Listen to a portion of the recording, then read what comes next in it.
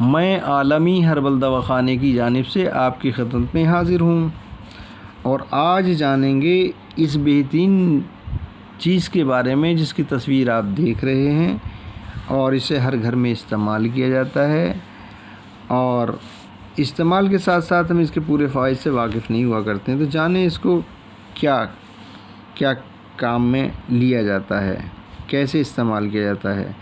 اس کو مادری زبانوں میں چائے، فارسی میں چائے خطائی، اور سندھی میں چان، اور انگریزی میں ٹی، اور کئی دوسری زبانوں میں الگ الگ ناموں سے اس کو جانا جاتا ہے۔ ایک پودے کی پتیاں ہیں جو ہندوستان، آسام، نیپال اور دکن میں بکثرت پیدا ہوتی ہیں۔ اس کے علاوہ چین، خطۂ تبت اور یورپ میں بھی اس کی کاشت کی جاتی ہے۔ اس کا مزاج گرم خشک بدرجہ دوم ہوا کرتا ہے۔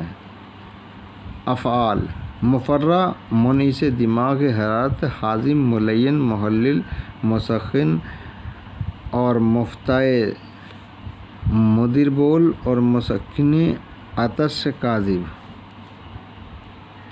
مفرہ ہونے کی وجہ سے امراض قلب مثلاً خفقان اور غم کا ازالہ وہم کے لیے مفید ہے۔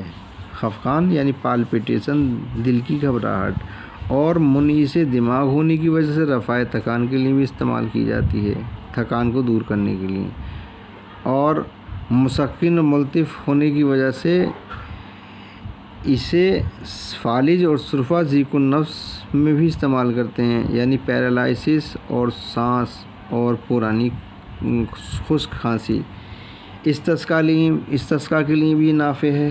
مدر بول ہونے کی وجہ سے یرقان اور التباس بول میں بھی یہ نفع دیتی ہے، یرقان یعنی جانڈس اور پیلیا میں۔ اس کو پکا کر ضماد کرنا، محلل اورام صلبہ اور مسکن درد بواسیر۔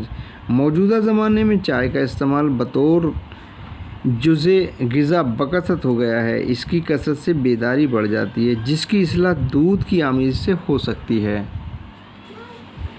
خاص نفع: تھکان کو دور کرنے کے لیے اس کو خاص طور پر استعمال کرتے ہیں، اور غم کا ازالہ کرنے کے لیے اور وہم کو مٹانے کے لیے بھی استعمال کی جاتی ہے۔ بعضوں کے نزدیک مقوی معدہ اور ارواء قوا ہے، معدے کو طاقت دینے والی اور روح کو سکون پہنچانے والی،